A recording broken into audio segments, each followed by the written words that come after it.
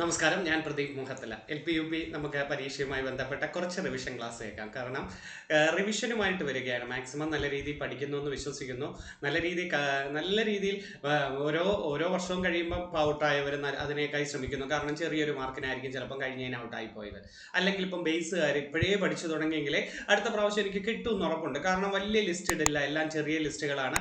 ആ ലിസ്റ്റിൽ ഉൾപ്പെടുക എന്ന് പറയുന്നത് ഒരു ഭാഗ്യം തന്നെയാണ്. കാരണം ഇറങ്ങിത്തിരിക്കുന്ന എല്ലാവരും നല്ല രീതിയിൽ വർക്ക് ചെയ്യും. അങ്ങനെ ഒരു കാര്യമുണ്ട് ഈ ഒരു പരീക്ഷയ്ക്ക്. അതുകൊണ്ട് ഓരോരുത്തരോടും പറയാ, ശ്രദ്ധിച്ച് നല്ല രീതിയിൽ ബേസ് പഠിച്ച് സ്കൂൾ ടെസ്റ്റും നല്ലോണം റിവിഷൻ നടത്തി, പ്രീവിയസ് ക്വസ്റ്റ്യൻ പേപ്പറും നടത്തി, നല്ലൊരു നോട്ട്സും ഒക്കെ ഫോളോ ചെയ്യുന്നവർ തീർച്ചയായിട്ടും മുൻപന്തിയിലേക്ക്. നിങ്ങളുടെ ആഗ്രഹം സാധിക്കുന്നത് വരെ കഷ്ടപ്പെട്ടേ പറ്റുള്ളൂ. അത് കഴിഞ്ഞ് നിങ്ങൾക്ക് ഇഷ്ടപ്പെട്ട ജോലി കിട്ടിയില്ലേ, അപ്പോൾ നിങ്ങൾ എന്ത് ചെയ്യണം? അതിനനുസരിച്ച് സന്തോഷിക്കുകയും ചെയ്യണം, ആ ഒരു പൊസിഷനിൽ അഭിമാനിക്കുകയും ചെയ്യണം.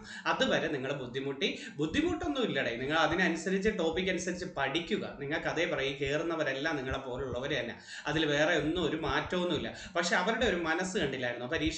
പരീക്ഷ എത്തുന്ന സമയത്ത് കിടന്ന് വെപ്രാളപ്പെടാതെ എത്രയും നേരത്തെ റിവിഷൻ നടത്തി വീണ്ടും പെർഫെക്റ്റ് ആക്കി കൊണ്ടുപോകണം എന്നറിയാം. അതുകൊണ്ടായിരിക്കും അവർ പരീക്ഷ എടുക്കുമ്പോൾ റിവിഷൻ ടൈം വരുന്നത്. ഇപ്പോൾ അവർ നല്ലവണ്ണം പഠിക്കുകയായിരിക്കും. ഏതൊക്കെ ഭാഗമാണ് കൂടുതൽ ഇമ്പോർട്ടൻ്റ്, സ്പെഷ്യൽ ടോപ്പിക്ക് അല്ലെങ്കിൽ ഇംഗ്ലീഷ്, അങ്ങനെയുള്ള കണക്കിൻ്റെ കാര്യത്തിലായാലും ഓരോന്ന് ഇമ്പോർട്ടൻറ്റ്. കറണ്ട് അഫേഴ്സ് കൂടുതൽ ശ്രദ്ധിക്കുന്നു ഇപ്പോഴേ. പിന്നെ നിങ്ങൾക്ക് ഇപ്പം പഠിച്ചാൽ LDCക്ക് പഠിക്കാം, LGS എഴുതുന്നവർ കാണാം, അതുപോലെ ഡിഗ്രി ലെവൽ പരീക്ഷ എഴുതുന്നവർ കാണും. ഇതിനെല്ലാം നിങ്ങൾക്ക് പ്രയോജനപ്പെടും. അതുകൊണ്ട് ഹിസ്റ്ററി, ജോഗ്രഫി, ഭരണഘടനയൊക്കെ നല്ല കട്ടയ്ക്ക് പഠിച്ചോ.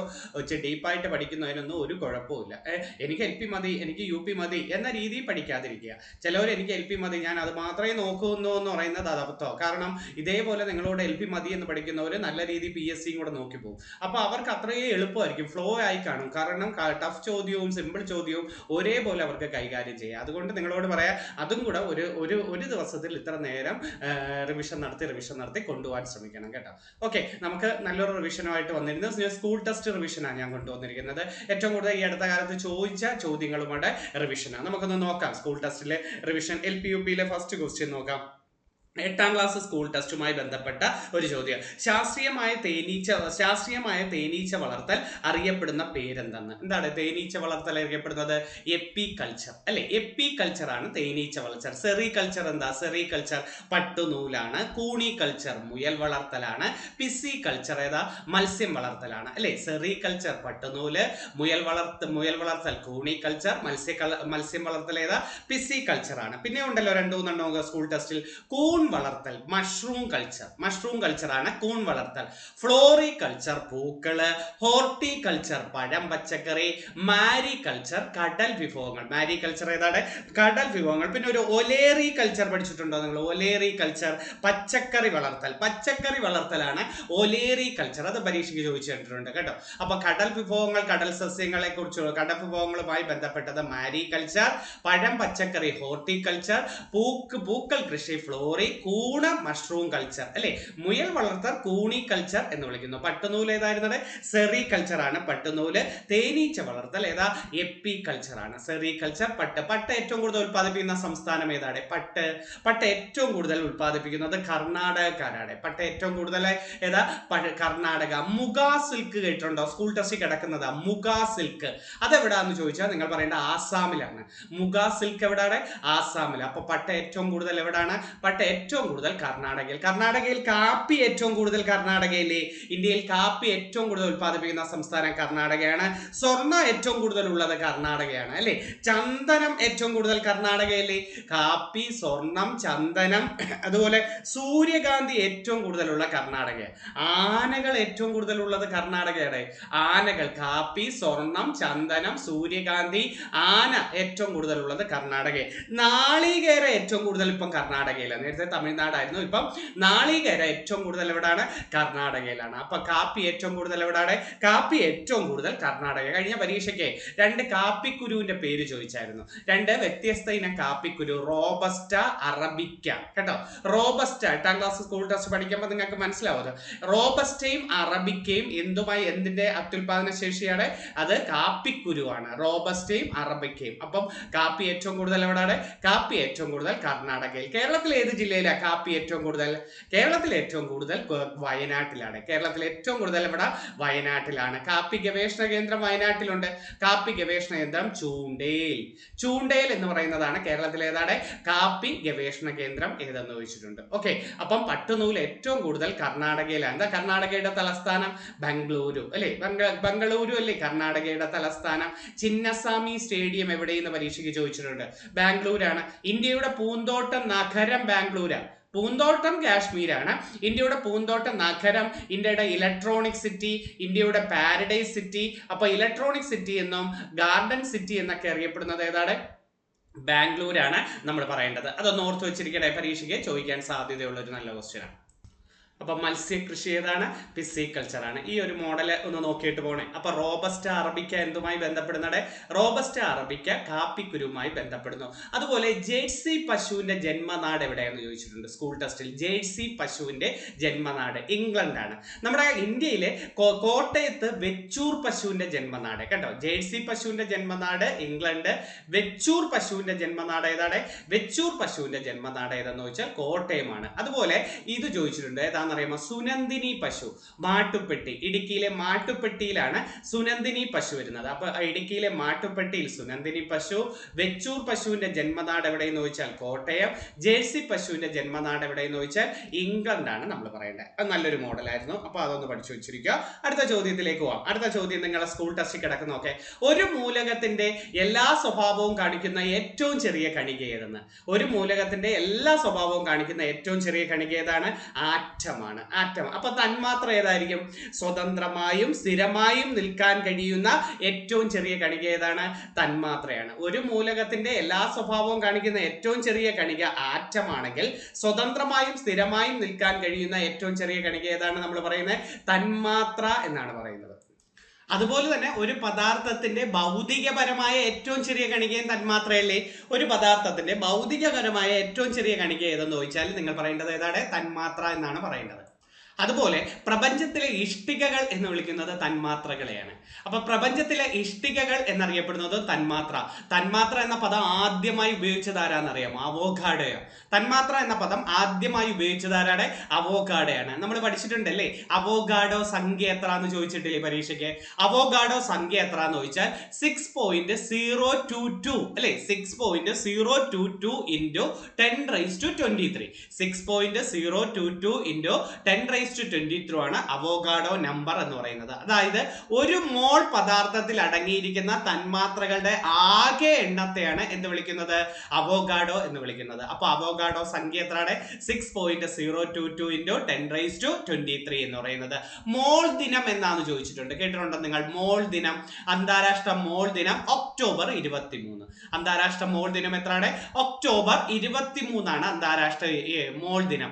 നമുക്ക് ഈ തന്മാത്രകൾ ഏകാറ്റോമികമുണ്ട്, ദ്വയാറ്റോമികമുണ്ട്, ബഹു അറ്റോമിക തന്മാത്രകളുണ്ട് അല്ലെ?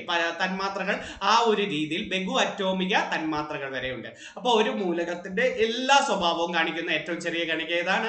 ആറ്റം. സ്വതന്ത്രമായും സ്ഥിരമായും നിൽക്കാൻ കഴിയുന്ന ഏറ്റവും ചെറിയ കണിക ഏതാണ്? തന്മാത്ര. പ്രപഞ്ചത്തിലെ ഇഷ്ടികകൾ എന്ന് വിളിക്കുന്നത് തന്മാത്ര. ഒരു പദാർത്ഥത്തിന്റെ ഭൗതികപരമായ ഏറ്റവും ചെറിയ കണിക ഏതാണ്? തന്മാത്രയാണ് നമ്മൾ പറയേണ്ടത്. ഓക്കെ, ഇനി മൂലകം എന്താന്ന് കേട്ടിട്ടില്ലേ?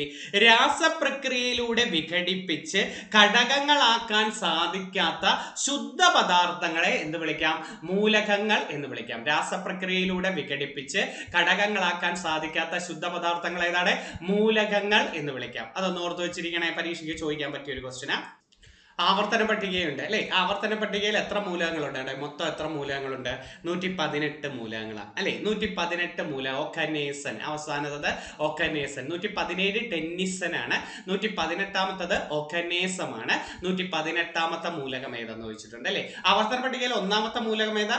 ഒന്നാമത്തത് ഹൈഡ്രജൻ ആണ്. ഒന്നാമത്തെ മൂലകം ഏതെന്ന് ചോദിച്ചാൽ ഹൈഡ്രജൻ. ആദ്യത്തെ 20 നല്ലോണം അങ്ങ് പഠിച്ചേരെ, പിന്നെ ഏറ്റവും പ്രധാനപ്പെട്ടത് പഠിച്ചാൽ മതി. ആദ്യത്തെ 20 ഏറ്റവും പ്രധാനപ്പെട്ടതാ. പിന്നെ ഈ സ്വർണത്തിന്റെ അറ്റോമിക നമ്പർ ചോദിച്ചിട്ടുണ്ട് 79, 78 പ്ലാറ്റിനം, 80 മെർക്കുറി. ഇങ്ങനെ പഠിക്കാറില്ലേ? 78 പ്ലാറ്റിനം, 79 മെർക്കുറി, 79 സ്വർണം, 80 മെർക്കുറി. അതുപോലെ ഏറ്റവും പ്രകൃതിദത്ത ഏറ്റവും അവസാനത്തത് 92 അല്ലേ? സ്വാഭാവിക മൂലകം 92ാമത്തത് യുറേനിയം എന്ന് നമ്മൾ പഠിക്കാറുണ്ട്. ആവർത്തന പട്ടികയിൽ ഒന്നാമത്തെ മൂലകം ഏതാ? ഒന്നാമത്തത് ഹൈഡ്രജൻ അല്ലേ? ഹൈഡ്രജൻ നമ്മളൊരു പാട്ട് പോലെ പഠിച്ചു വെച്ചിട്ടില്ലേ? Hydrogen 1, helium 2, lithium 3, beryllium 4, boron 5. ഇങ്ങനെയല്ലേ നമ്മൾ പഠിക്കാറുള്ളത്? ഞാൻ സ്കൂളിൽ പഠിച്ചപ്പോൾ അങ്ങനെയായിരുന്നു, എന്റെ വായിലേക്ക് അങ്ങനെ വരും. Hydrogen 1, helium 2, lithium 3, beryllium 4, boron 5. Carbon 6, nitrogen 7, oxygen 8, fluorine 9, neon 10. Carbon 6, nitrogen 7, oxygen 8, fluorine 9, neon 10. അതുപോലെ sodium 11, magnesium 12, aluminium 13. Sodium 11, magnesium 12, aluminium 13, silicon ആണ് 14. സിലിക്കൺ 14 ആണെങ്കിൽ ഫോസ്ഫറസ് എത്ര? 15. ഫോസ്ഫറസ് 15. അപ്പൊ 10 to 15 ഒന്നും കൂടെ പറഞ്ഞേടെ. Sodium 11, magnesium 12, aluminium 13, silicon 14, phosphorus 15. ഇനി 16 to 20 കൂടെ ഒന്ന് പറഞ്ഞേ. 16 to 20 സൾഫർ 16, 17 ക്ലോറിൻ, തെറ്റിപ്പോരുത്, 17 chlorine, 18 argon, 19 potassium, 20 calcium. 20 calcium. ഒന്നും കൂടെ 16 to 20. 16 to 20 16 sulphur, 17 argon, 16 sulphur, 17 chlorine, 18 argon, 19 potassium, 20 കാൽസ്യമാണ് അല്ലേ? 1 to 20 ഒന്നും കൂടെ പറയട്ടെ. Hydrogen 1, helium 2, lithium 3, beryllium 4, boron 5. അടുത്തത് boron. Carbon 6, nitrogen 7, oxygen 8, fluorine 9, neon 10. Fluorine 9, neon 10. Sodium 11, magnesium 12, aluminium 13, silicon 14, aluminium 13, silicon 14, phosphorus 15. 16ാമത്തെ ഏതായിരുന്നു?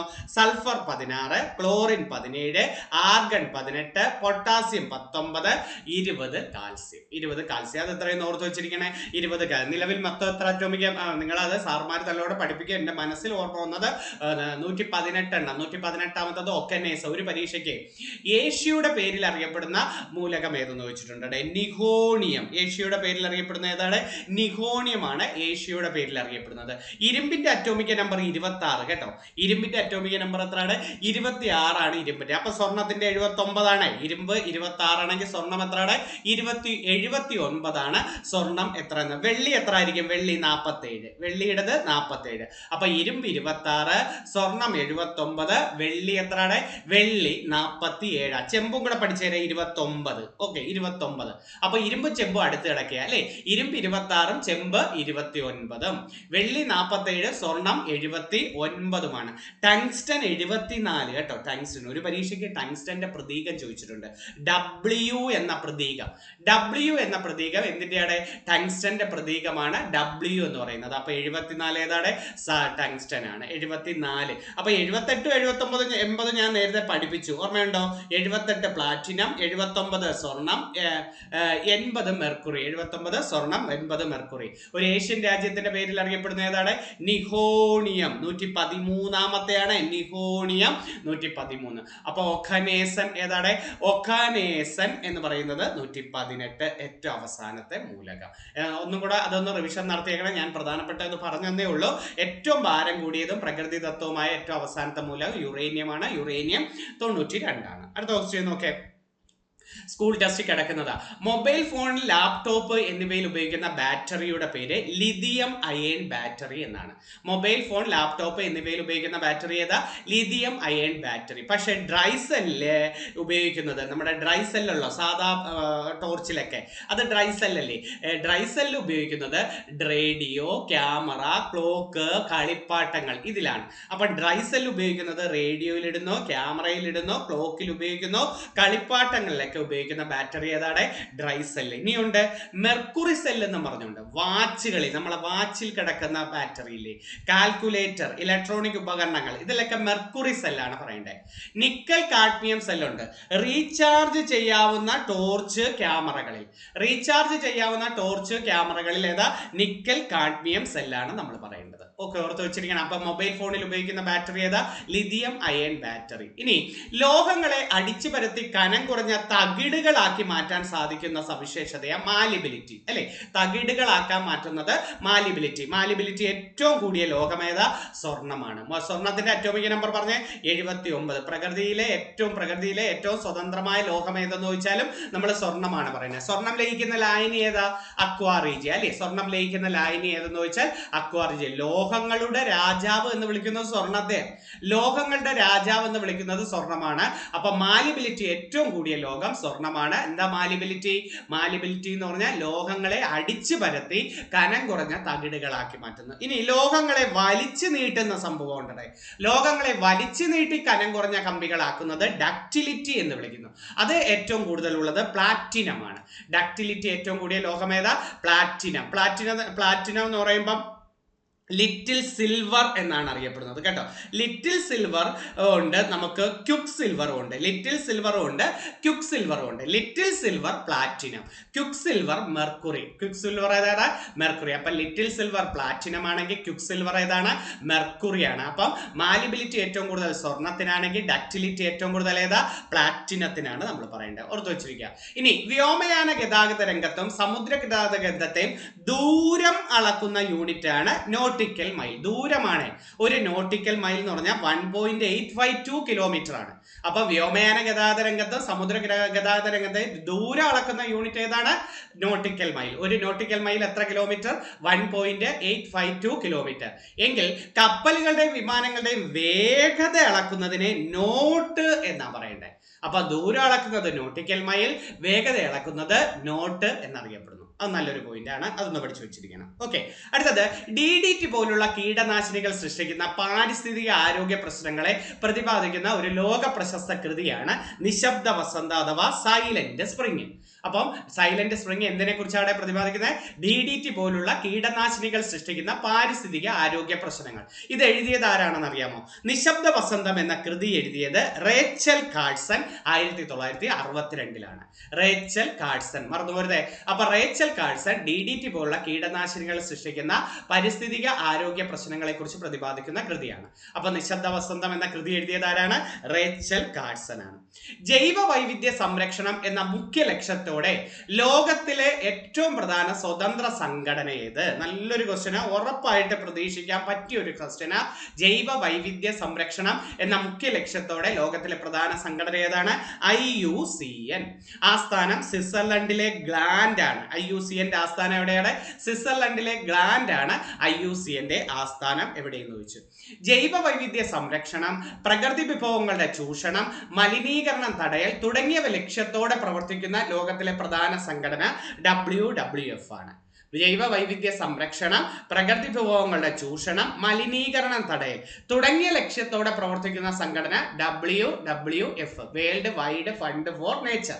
ആസ്ഥാനം സ്വിറ്റ്സർലൻഡിലെ ഗ്ലാൻഡ് എന്ന് വിളിക്കുന്നു. ഏതാണ് ആസ്ഥാനം? സ്വിറ്റ്സർലൻഡിലെ ഗ്ലാൻഡ് എന്ന് വിളിക്കുന്നു. ഓർത്ത് വെച്ചിരിക്കണേ, WWF ആണ്, അതൊന്ന് ഓർത്ത് വെച്ചിരിക്കുക. അപ്പം മറ്റേതിന്റെ ആസ്ഥാനം സ്വിറ്റ്സർലൻഡിലെ ഗ്ലാൻഡ്, IUCN ആസ്ഥാനം. എന്താണ് IUCN? അത് ജൈവ വൈവിധ്യ സംരക്ഷണം മാത്രമേ ഉള്ളൂ. ഇവിടെയോ ജൈവ വൈവിധ്യ സംരക്ഷണവും പ്രകൃതി വിഭവങ്ങളുടെ ചൂഷണവും മലിനീകരണം തടയലും ഒക്കെ WWF ആണ്. ഇതിന്റെ ചിഹ്നമൊക്കെ ചോദിച്ചിട്ടുണ്ട്. ഭീമൻ പാണ്ഡയാണ് WWF-ന്റെ ചിഹ്നം എന്ത് എന്ന് ചോദിച്ചിട്ടുണ്ട്. അടുത്ത ക്വസ്റ്റ്യൻ നോക്കേ. ഭക്ഷ്യപദാർത്ഥങ്ങൾക്ക് ചുവപ്പ് നിറം നൽകാൻ ഉപയോഗിക്കുന്ന രാസവസ്തു എറിത്രോസിൻ, അല്ലെ? ചുവപ്പ് നിറം എറിച്ച് നിൽക്കുന്നത് എറിത്രോസിൻ. ഭക്ഷ്യപദാർത്ഥങ്ങൾക്ക് മഞ്ഞ നിറം നൽകുന്നത് ടാർട്രസിൻ. അപ്പൊ ചുവപ്പ് നിറം നൽകുന്നത് എറിത്രോസിൻ, ഭക്ഷ്യപദാർത്ഥങ്ങൾക്ക് മഞ്ഞ നിറം നൽകാൻ ഉപയോഗിക്കുന്നത് ടാർട്രസിൻ ആണ്. ഭക്ഷ്യപദാർത്ഥങ്ങൾക്ക് രുചി കൂട്ടാൻ ഉപയോഗിക്കുന്ന രാസവസ്തു വാനിലിൻ. ഭക്ഷ്യപദാർത്ഥങ്ങൾക്ക് പുളിരുചി കിട്ടാൻ ഫോസ്ഫോറിക് ആസിഡ്. ഭക്ഷ്യപദാർത്ഥങ്ങൾക്ക് പൈനാപ്പിളിന്റെ സുഗന്ധം കിട്ടാൻ അലൈൻ ഹെക്സനോയേറ്റ് ആണ്. ഭക്ഷ്യപദാർത്ഥങ്ങൾക്ക് പൈനാപ്പിളിന്റെ സുഗന്ധം കിട്ടാൻ. അപ്പൊ ഭക്ഷ്യപദാർത്ഥങ്ങൾക്ക് രുചി കൂട്ടാൻ ഉപയോഗിക്കുന്നത് വാനിലിൻ, ഭക്ഷ്യപദാർത്ഥങ്ങൾക്ക് പുളിരുചി കിട്ടാൻ ഉപയോഗിക്കുന്നത് ഫോസ്ഫോറിക് ആസിഡ്, ഭക്ഷ്യപദാർത്ഥങ്ങൾക്ക് പൈനാപ്പിളിന്റെ സുഗന്ധം കിട്ടുന്നത് അലൈൻ ഹെക്സനോയേറ്റ് ആണ്. അപ്പം ഭക്ഷ്യപദാർത്ഥങ്ങൾക്ക് ചുവപ്പ് നിറം നൽകുന്നത് ആരാ? എറിത്രോസിൻ. മഞ്ഞ നിറം നൽകുന്നത് ആരാ?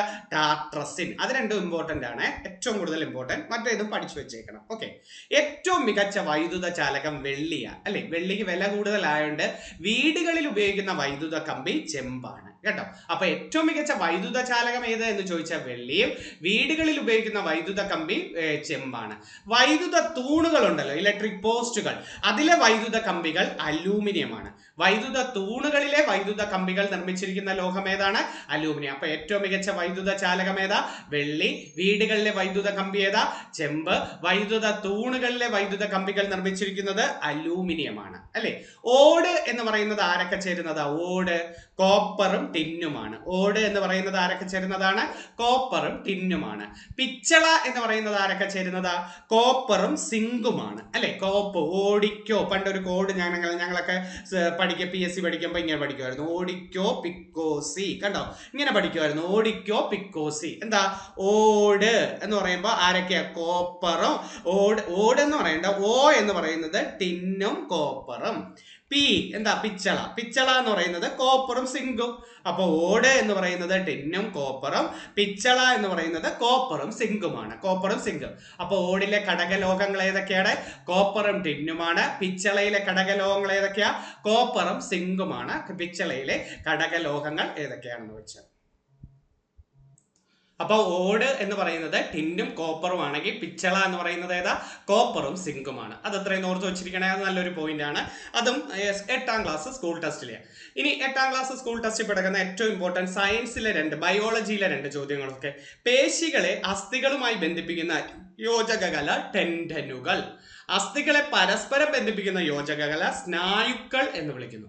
പേശികളെ അസ്ഥികളുമായി ബന്ധിപ്പിച്ചാൽ ടെൻഡനുകൾ, അസ്ഥികളെ പരസ്പരം ബന്ധിപ്പിച്ച് പോകുന്ന യോജകകല ഏതാണ്? സ്നായുക്കൾ എന്ന് വിളിക്കുന്നു അല്ലെ. പേശികളെ കുറിച്ചുള്ള പഠനം ഏത് പേരിൽ അറിയപ്പെടുന്നു? മയോളജി. അസ്ഥികളെ കുറിച്ചുള്ള പഠനോ?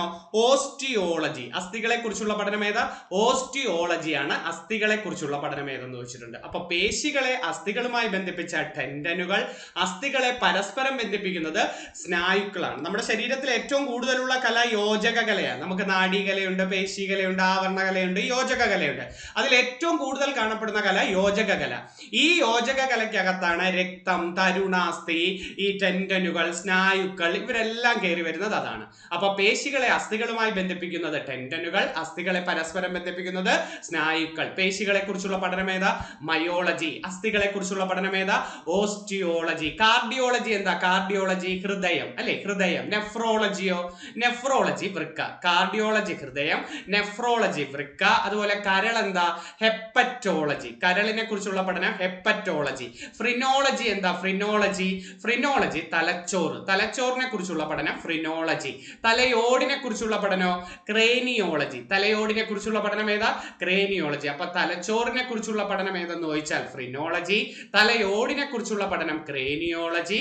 അതുപോലെ മയോളജി പേശികൾ. ഹൃദയം പഠിച്ച് കാർഡിയോളജി. പല്ലിനെ കുറിച്ചുള്ള പഠനം അറിയാമോ? ഒഡന്റോളജി. പല്ലിനെ കുറിച്ചുള്ള പഠനം ഏതാ? ഒഡന്റോളജി. മൂക്കിനെ കുറിച്ചുള്ളത് റൈനോളജി. ചെവിയെ കുറിച്ചുള്ളത് ഓട്ടോളജി. കണ്ണിനെ കുറിച്ചുള്ളത് ഓഫ്താൽമോളജി.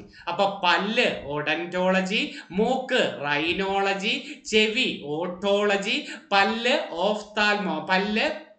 ഒഡന്റോളജി, കണ്ണ് ഓഫ്താൽമോളജി എന്നറിയപ്പെടുന്നു. തലച്ചോറ് ഫ്രിനോളജിയാണ്, തലയോട് ക്രേനിയോളജിയാണ്. ഓർത്ത് വെച്ചിരിക്കുക. ശ്വാസകോശം അറിയാമോ? ശ്വാസകോശം പൾമിനോളജിയാണ് ശ്വാസകോശം. ഭ്രൂണത്തെ കുറിച്ചുള്ള പഠനം അറിയാമോ? ഭ്രൂണത്തെ കുറിച്ചുള്ള പഠനം എംബ്രിയോളജി. ത്വക്കിനെ കുറിച്ചുള്ള പഠനമോ? ത്വക്ക് ഡെർമറ്റോളജി ത്വക്ക്. രക്തത്തെ കുറിച്ചുള്ള പഠനം ചോദിച്ചിട്ടില്ലേ? രക്തത്തെ കുറിച്ചുള്ളത് ഹീമറ്റോളജി അഥവാ ഹേമറ്റോളജി, രക്തത്തെ കുറിച്ചുള്ള പഠനം. ഓക്കെ, ഓർത്ത് വെച്ചിരിക്കണേ. അപ്പൊ ടെൻഡനുകൾ അസ്ഥിയെയും പേശിയെയും ബന്ധിപ്പിക്കണം.